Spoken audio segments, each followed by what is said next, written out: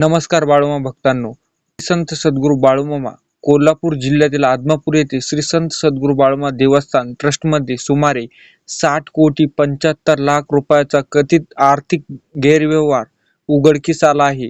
घोटाळा 60,75,00,000 रुपयाचा असून घोटाळ्याचे स्वरूप व जमिनीचे खरेदी फेर अवघ्या 20,00,000 रुपयाची जमिनीची किमती दुरुस्ती दस्तावेज माध्यमातून थेट 3 कोटी रुपये दाखवून व्यवहार करण्यात आला आहे. मालमत्ता व कागदपत्रांचा घोळ. देवस्थानाच्या नावावर खरेदी केलेली तब्बल 23 जमिनीची नोंद आणि मालकीबाबत मोठे तफाव व विसंगती आढळते. दानपेटी व हिशोब. दरमहा जमा होणाऱ्या कोट्यवधी रुपयाची देणग्या तसेच भाविकांनी अर्पण केलेल्या सोन्या चांदीच्या दागिन्या नोंदी गहाळ असल्याचे आरोप आहे. श्री संत सद्गुरू बाळूमामा मंदिर प्रसिद्ध देवस्थान ट्रस्टमध्ये 60,75,00,000 रुपयाचा आर्थिक गैरव्यवहार घोटाळा उघडकीस आला आहे. या धक्कादायक घोटाळ्याची सविस्तर माहिती. घोटाळा कधी आणि कसा झाला?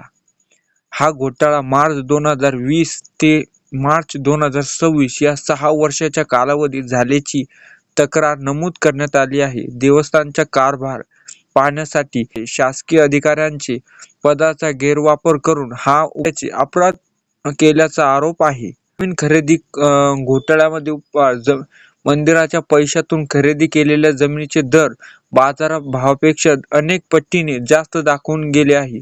एका प्रकरणात अवघ्या 20,00,000 रुपयाची जमिनीची किंमत दुरुस्ती दस्तावेजाद्वारे थेट 3 कोटी रुपये दाखवून निधी लाटला गेला. 23 जमिनीचा घोळ.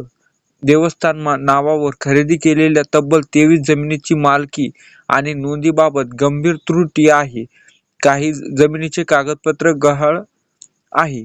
मेंढ्या बकऱ्यांची खरेदी विक्री 41 कोटी घोटाळा.